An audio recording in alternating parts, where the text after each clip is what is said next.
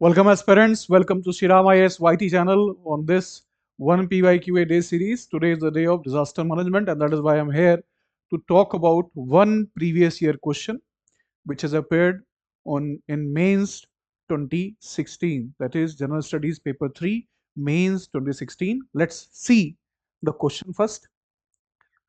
This is the question.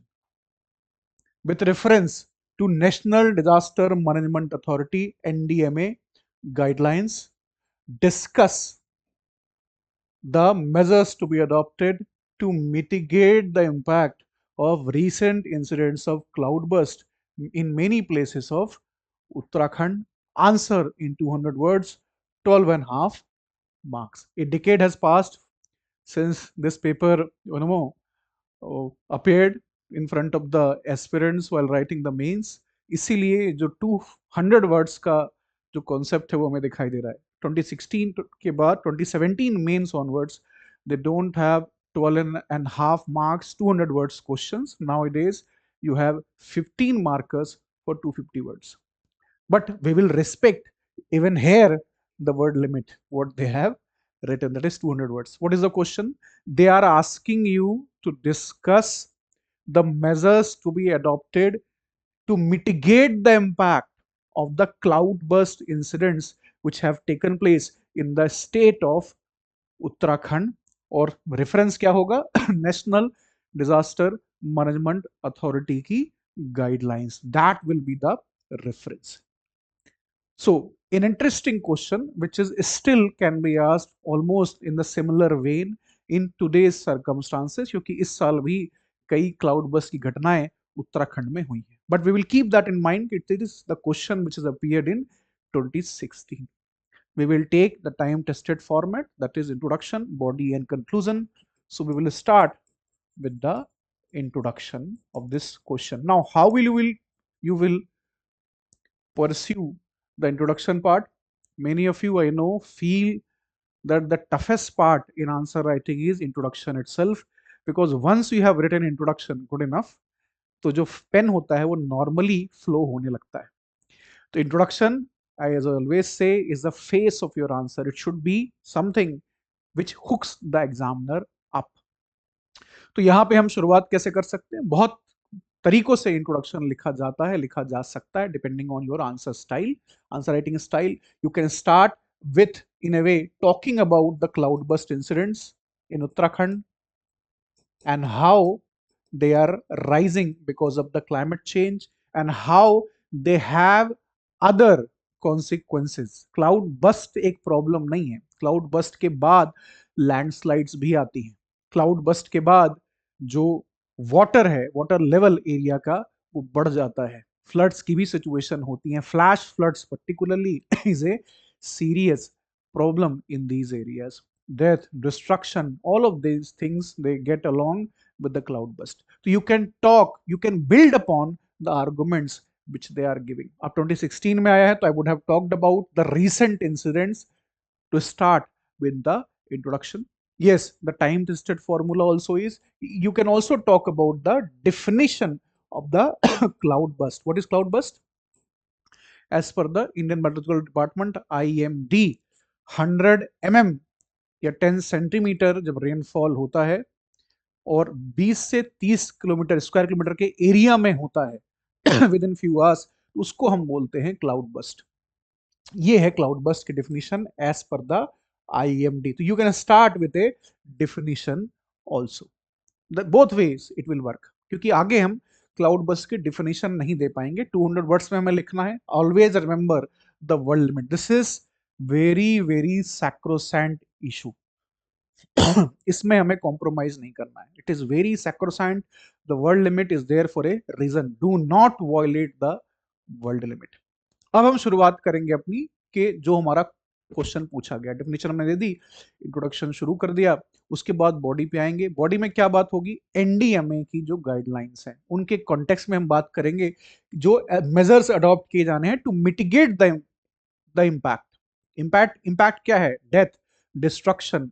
जो normal life है उसमें डिस्टर्बेंसेस होते हैं तो बहुत लॉस होता है.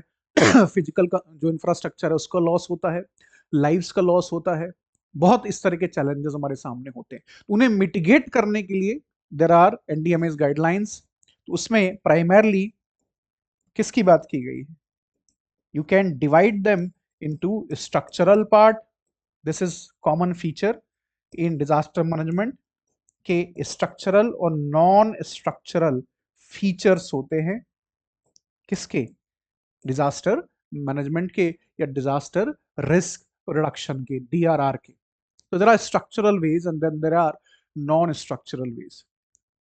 तो जो पैराडाइम है हम ये वाला ले रहे हैं, स्ट्रक्चरल और नॉन स्ट्रक्चरल का। क्या गाइडलाइंस कहती है? यू शुड नो कि गाइडलाइंस क्या कहती हैं इस मामले में।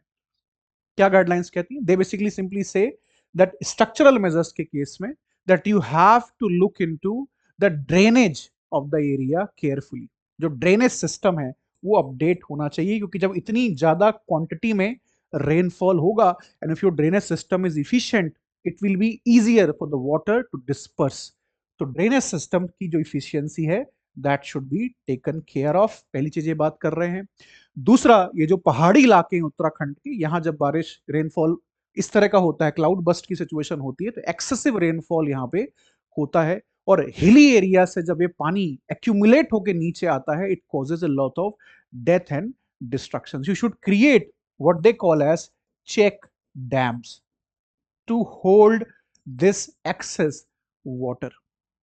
लैंडस्लाइड्स होती हैं इन फ्लैश फ्लड्स के कारण, जो क्लाउड बस्ट के कारण सिचुएशन होती है, तो उससे बचने के लिए we need to have proper slope stabilization.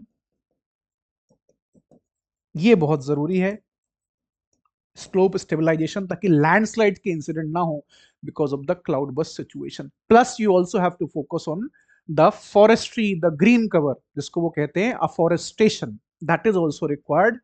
You need to plant trees because trees are not only they provide ecosystem services but they also act as a bulwark against these natural disasters by holding on to that area. तो उसकी वजह से भी फर्क बहुत पड़ता है, afforestation की वजह से भी फर्क पड़ता है। ये स्ट्रक्चरल मेजर्स में हमें काम करना है। रेगुलेटरी एस्पेक्ट में वो बात कर रहे हैं कि जो लैंड यूज प्लानिंग है, जो जोनिंग है लैंड की, that is also very important. तो जो भी कंस्ट्रक्शन होगा इस क्लाउड बस्ट प्रोन एरिया में, it should be subscribe to that thing.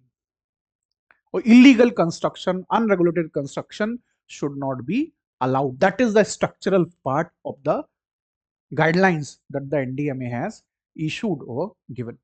इसके अलावा बहुत सारे काम जो होंगे वो नॉन स्ट्रक्चरल लेवल पे होंगे, जैसे जैसे community participation, community training, mock drills, education, awareness का पेनिट्रेशन जो लोकल पॉपुलेशन है उसके अंदर होना बहुत जरूरी है।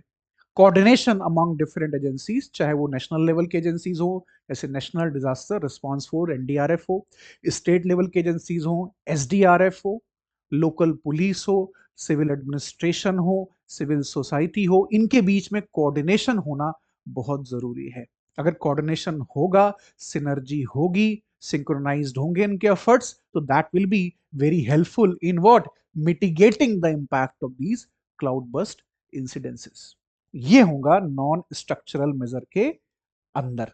प्राइमरली जो सबसे कोर पार्ट है डिजास्टर रिस्क रिडक्शन का नॉन स्ट्रक्चरल में, वो है early warning system.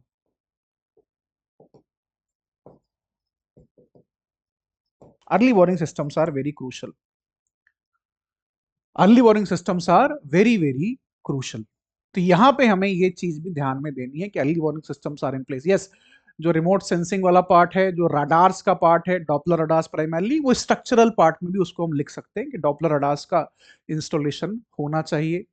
Proper remote sensing जो टेक्नोलॉजी है उसका हेल्प हमें यहाँ मिलना चाहिए। But you can also write that in the non structural part as well. जो ऑपरेशनल एस्पेक्ट है वो नॉन स्ट्रक्चरल में आएगा, जो स्टैब्लिशमेंट ऑफ रडार्स और बाकी फैसिलिटीज हैं वो स्ट्रक्चरल में आएगा। So you can, depending on कि एक को हम ज्यादा ना लिखें दूसरे के कंपैरिजन में, that you have to pay attention to. Examiner should not think कि you knew this part better, you wrote very well, पर ये वाला पार्ट नहीं आता था इसलिए कम लिखा है इसमें। ऐसा नहीं करना, प्रोपोर्शनल वहां पे मेंटेन करना। तो ये वाला पार्ट भी हम इसमें लिखेंगे। नॉन स्ट्रक्चरल की जब हम बात करेंगे तो प्राइमरली ये जो गाइडलाइंस हैं they are at the intersection of what, three things. पहला है टेक्नोलॉजी। टेक्नोलॉजी के ऊपर ज्यादा फोकस किया जाता है। अर्ली वार्निंग वहां से आती है, जो रिलीफ मेजर्स हैं, जो कम्युनिकेशन वाला पार्ट है वो वहां से आता है, जो बेसिक पार्ट्स हैं, जो फिजिकल इंफ्रास्ट्रक्चर है वो रेगुलेशन वाले पार्ट से आता है, जैसे स्लोप स्टेबलाइजेशन हो गया, ड्रेनेज सिस्टम हो गया, सब इंफ्रास्ट्रक्चर है, दैट इज रेगुलेटरी पार्ट। और तीसरा है कम्युनिटी का full fledged participation. Three things combined, they are at the centre stage of these guidelines. पहला टेक्नोलॉजी, दूसरा रेगुलेशन, और तीसरा यहाँ पे है आपका कम्युनिटी पार्टिसिपेशन। ये ट्राइंगल एक बनता है और इसको जोड़ने का जो काम होगा, जो ग्लू होगा, वो होगा प्रॉपर गवर्नमेंट की गाइडलाइंस, उनकी पॉलिसी, उनके plans. Then you will have an effective response. Or by the time you will be done with the structural, non-structural part, you will be very close to the world limit. Yes, you will be very close to world limit because I have written only the core points here. You will also explain a bit some of them. तो 200 word के around आ जाओगे। Last में 2 line का conclusion लिख देना। Disaster risk reduction by that time has came into being, Sendai framework तब तक आ चुका था 2016 तक में।